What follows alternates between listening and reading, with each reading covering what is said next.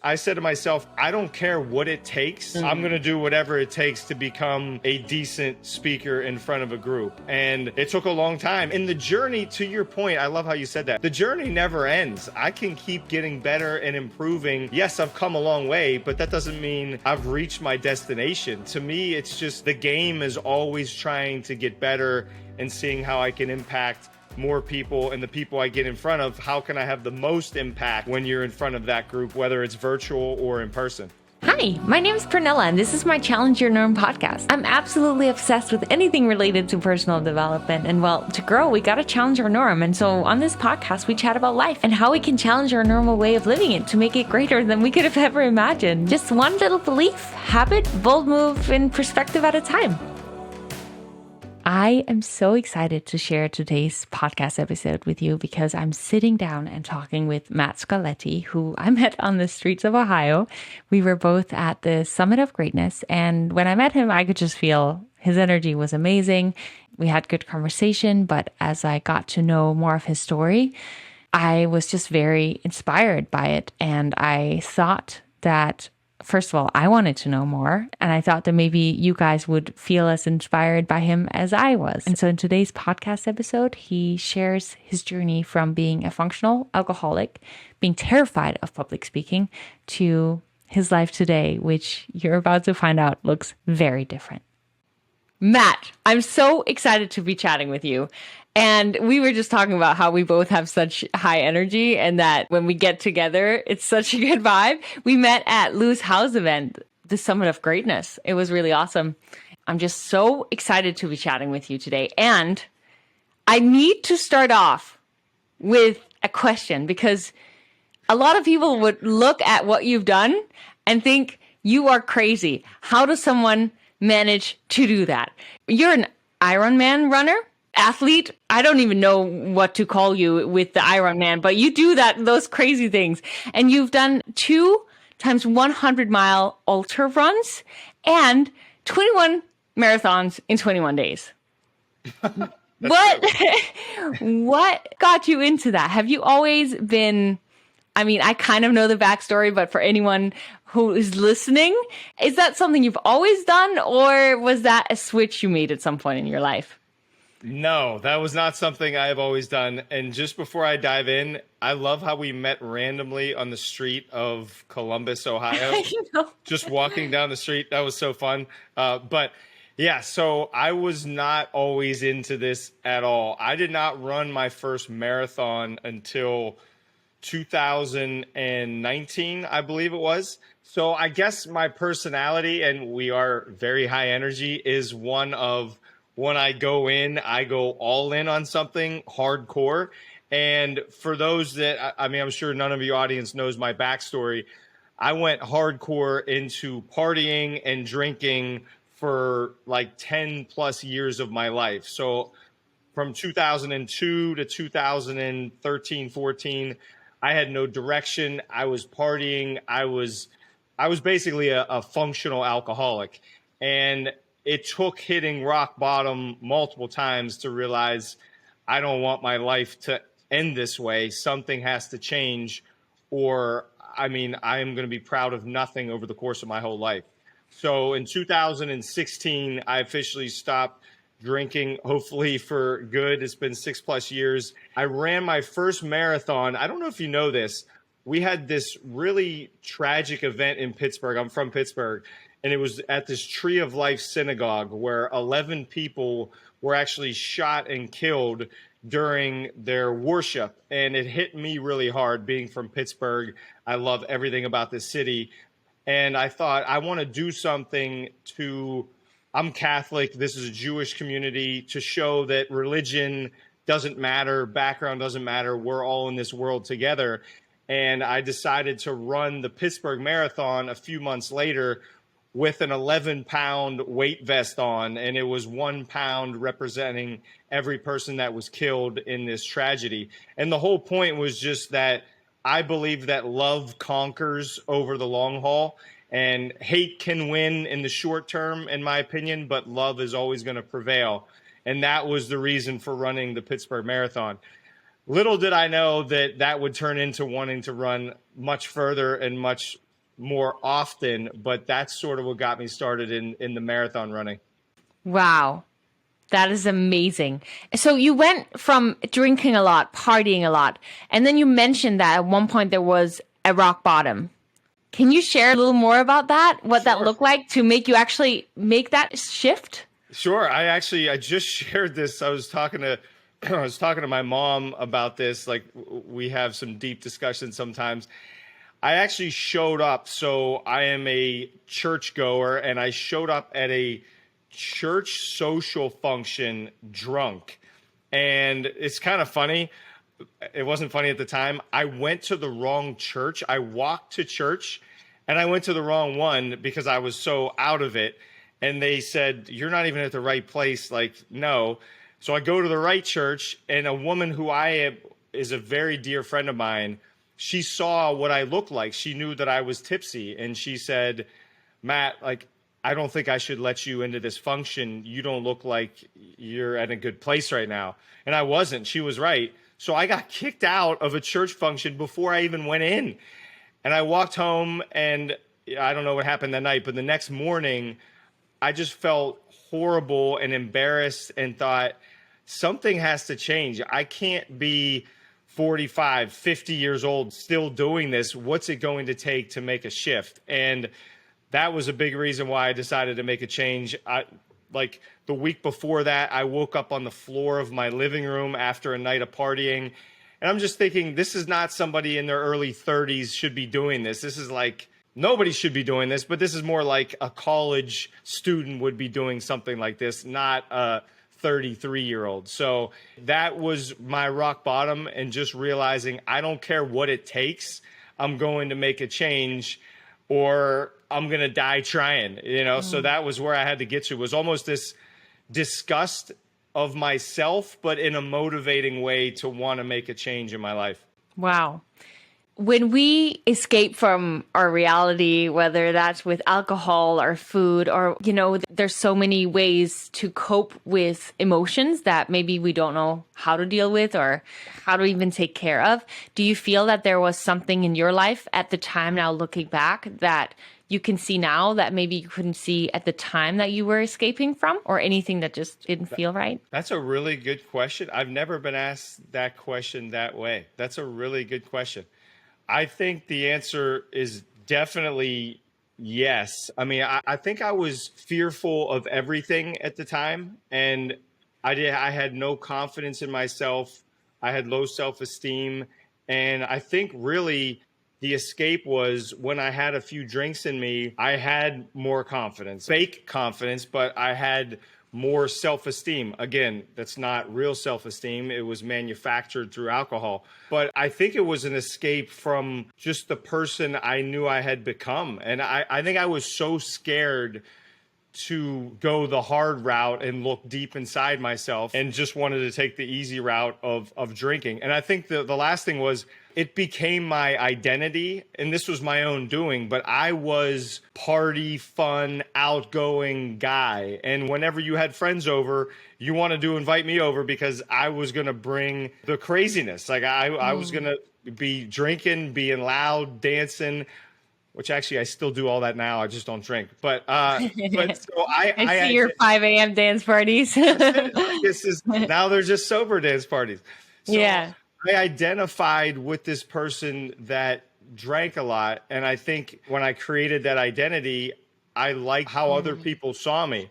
But I didn't like who I was. So I think I was running from a lot of things, but I was mainly running from who I am, who I was deep down. And I was scared to uncover that, to peel back that onion. That makes so much sense. I don't drink today. Maybe I'll have one drink every year, but I used to drink a lot when I was a teenager, and I can relate to that. Like wanting to get so drunk that I would get this really confident Pernilla come out. So I can relate. When you then made this decision to stop, did you find I know you're into self-development a lot today, but did you find different tools that worked for you to then build that confidence? Because I see you as a confident guy today and you do public speaking, you do a lot of different things helping other people, and you need a lot of confidence and self-esteem in order to be able to do that. Do you feel there are certain tools, things that you did that someone listening to this dealing with that could maybe start practicing as well?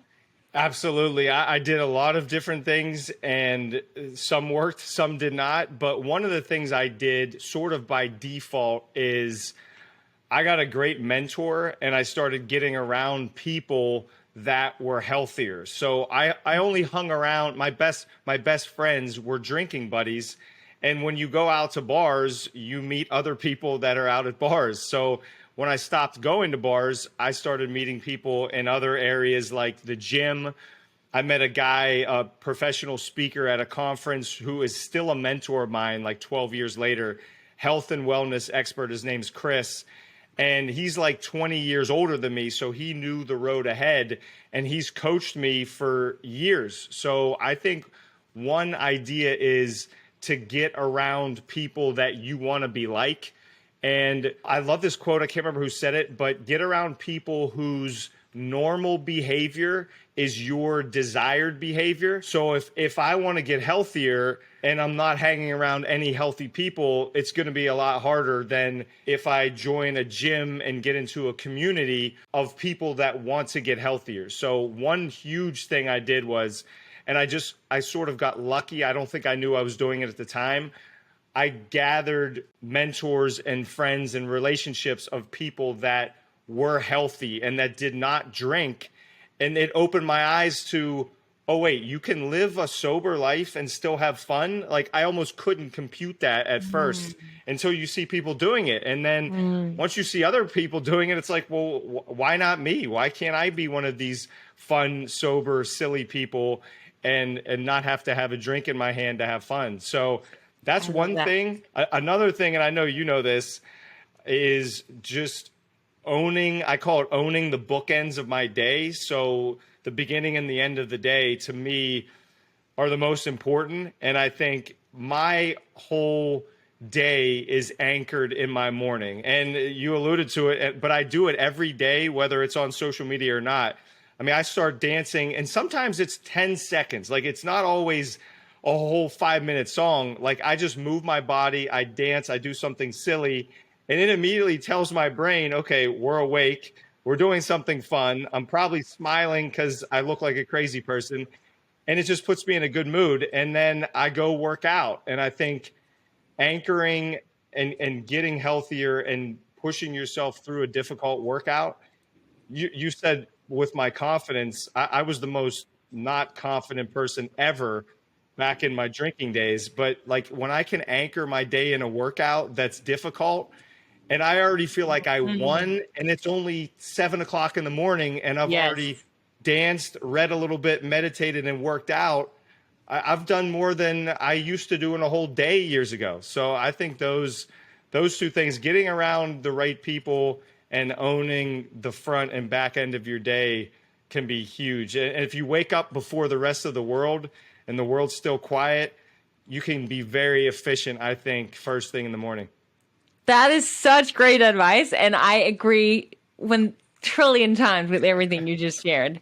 That is such beautiful things to incorporate into your life, like for everyone. And I'm continuously practicing it myself. It's a continuous practice, right? To get better at it. And it gets so fun when you get into the habit. So you know fun. I'm glad you said that because I have to be completely honest. That does not mean every morning is like perfect and I knock it out. And I don't know how you are, but there are definitely mornings where I'll typically, after I do my dance stuff and I put my workout clothes on, I might put on some music or whatever. But there are times where I look down at the phone and check the email. And then the goal in my head is, I'll check one email. And then 20 minutes later, I'm still reading. And I'm like, you almost have to catch yourself. Like, no, you need to get working out and move your body. So I try to give myself grace with that and not be too hard on myself.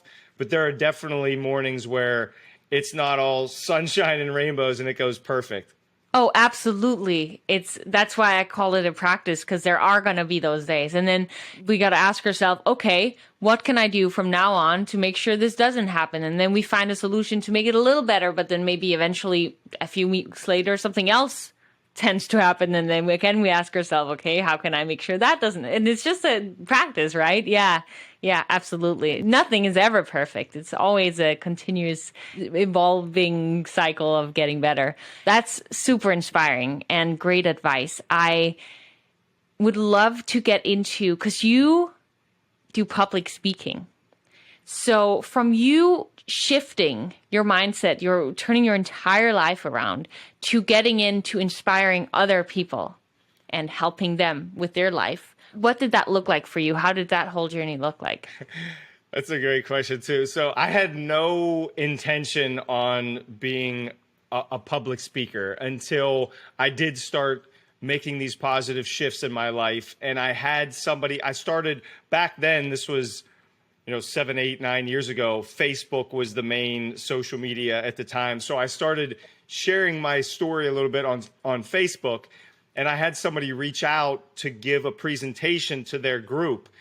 And the first thing I thought was, what am I going to talk about? Like, what do you want me to say? And she's like, just share your story. And I remember going, and I was nervous. I was sweating beyond belief. I don't even know what I said. I babbled about something that probably didn't make a lot of sense. And I drove home, and at first I was excited for the opportunity, but two, I was frustrated because I felt like I did have a story that could inspire, but I didn't have the confidence in front of a group to share the story and to have an impact on them. And that's really when I started out on this, I call it a quest of wanting to become a better public speaker. And I just talked about this a couple weeks ago. I joined this group called Toastmasters, which I swear of any organization, they've changed my life. They're all over the world. They basically help you get in front of small groups of people to give speeches, work on your communication and leadership. And that they've really changed how I feel giving a presentation in front of a group, no matter how big or small.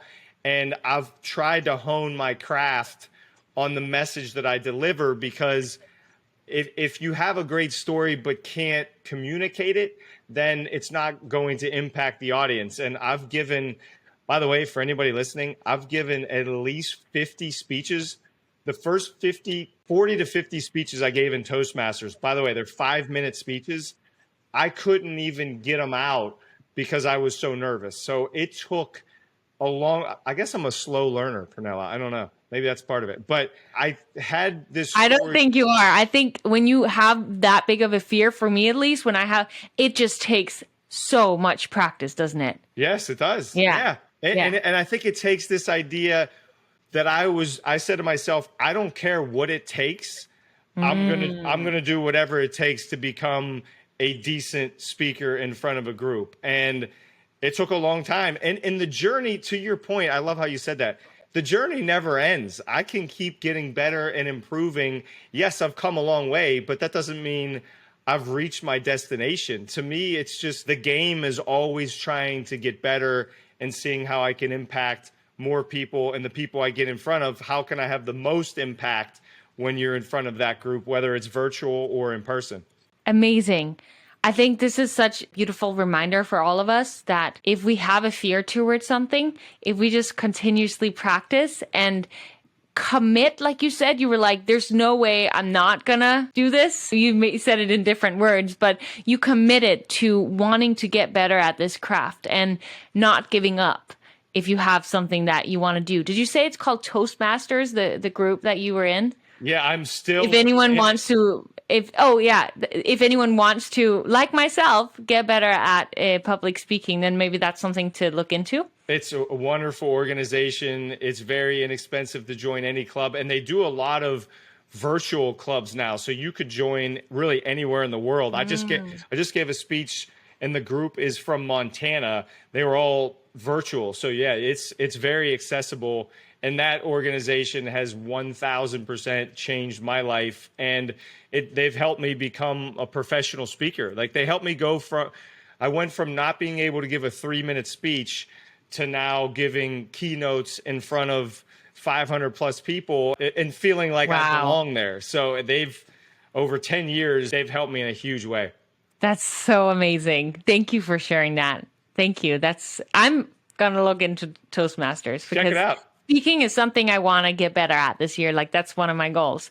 And speaking of that, I'm really curious to know, what are your goals? What are my goals for Like what in are general? like and anything that you feel like sharing right now? Like I'm just listening to you and your whole story. It just seems like you're continuously wanting to evolve and get better.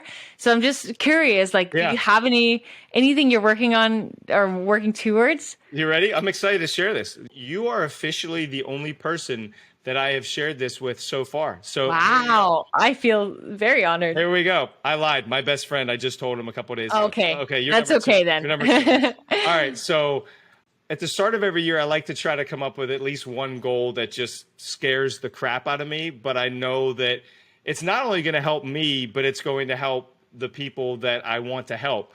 So trying to think where it is. I think it's in the other room. I wanted to make an investment in this.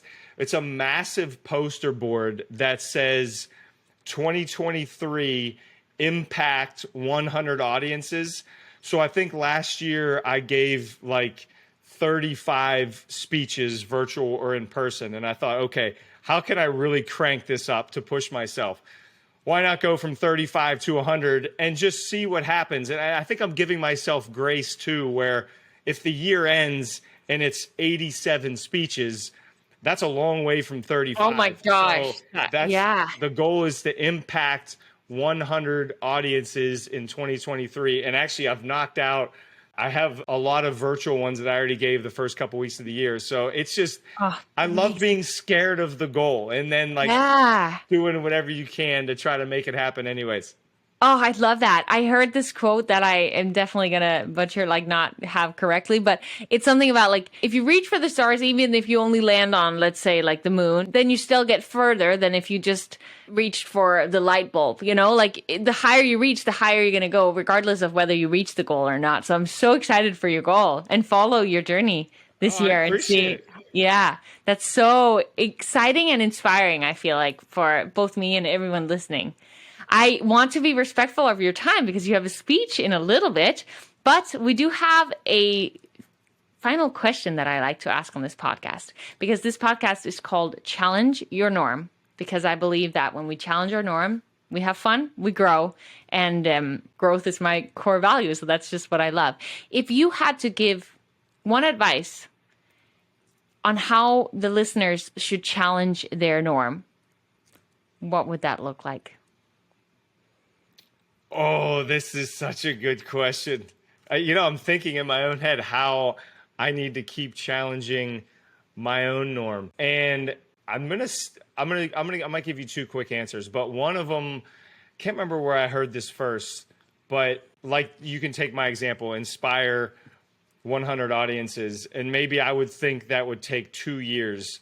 And I love challenging the norm of what if you cut the time in half and you tried to get it done in that amount of time. So that's not my idea. I don't know where I heard that from, but I think that's an interesting one where, let's say, here's another one. Put a date on, like, I think challenging the norm, and this is a perfect time to do it in January or February, the start to the year, where a lot of people will say, I want to lose 5 or 10 pounds, or I want to run a marathon or a 5K, or I want to save this amount of money.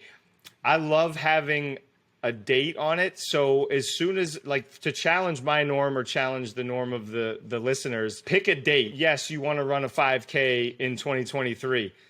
Google 5Ks close by and just sign up for one. Because I don't know if you're like me. As soon as I sign up for something and I pay the 40, 80, $100, now it's real. Now I'm invested financially, emotionally, and it's on my calendar, block it out. And now I have to figure out how to get it done. And to me, that triggers something in my heart, brain, soul, everything. And now I want to make sure I get it done. So I think challenging the norm, to answer the question, would be whatever goals you have or goal you have, sign up for something that is going to help you progress on that course. I love that. Thank you so much. That was great. That's a good question. That was a hard question. I like that one a lot. It's a hard question, isn't it? Yeah, it makes you think.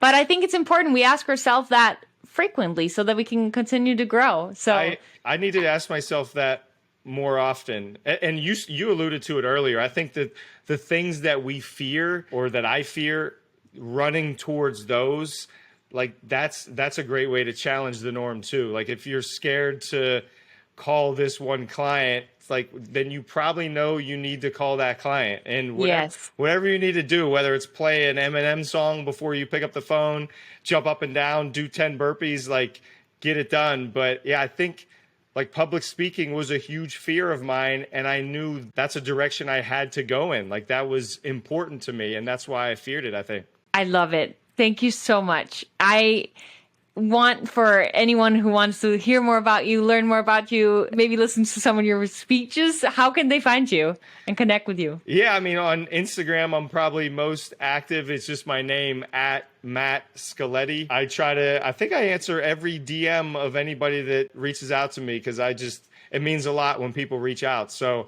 definitely check me out on there. I'm happy to chat with whoever wants to talk healthy living, goal setting, or anything else that's fun. Amazing. And you have a podcast as well. And we did an interview on that as well. Oh, yeah. I should know the episode. Yeah, I had you on. That was a couple. They're just going to have to listen. They're just going to have to listen to them all. And then maybe eventually it'll show up. that was such a fun episode too. It was so fun. It's fun to be on you do a great job.